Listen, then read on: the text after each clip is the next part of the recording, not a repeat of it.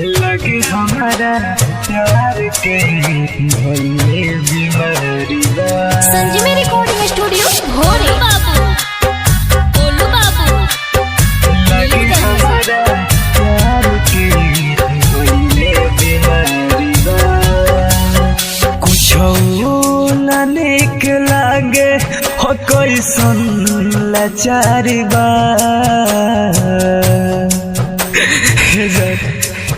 कुछो ना निक लागे हो कैसन लाचारी बा।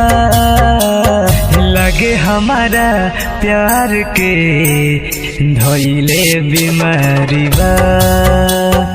लगे हमारा प्यार के धइले बीमारी बा।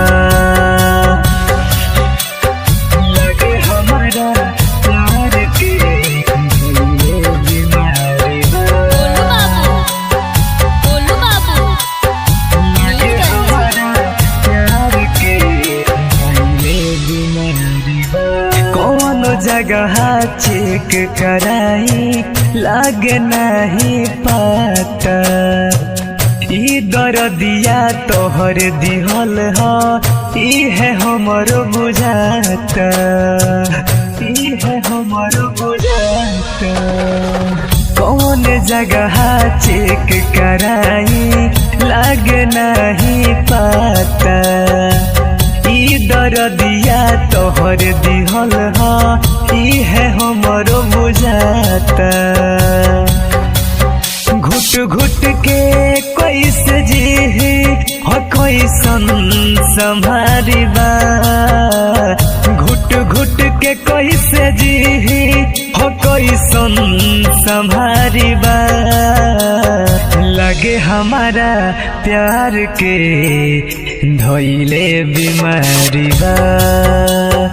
लगे हमारा प्यार के धइले बीमारी बा। लगे हमारा प्यार के धइले बीमारी बा। बोलू बाबू लगे हमारा प्यार के धइले बीमारी बा। अंगूरी पर गिन गिन के बीततावे दिन हो।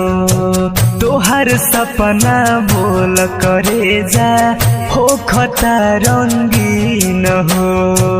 हो खता रंगीन हो। अंगूरी पर गिन गिन के बीततावे दिन हो।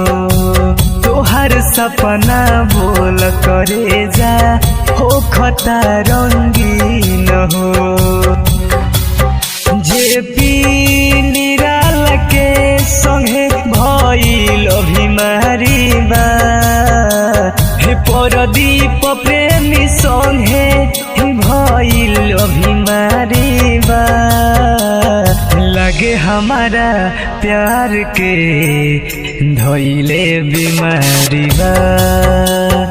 लगे हमारा प्यार के धइले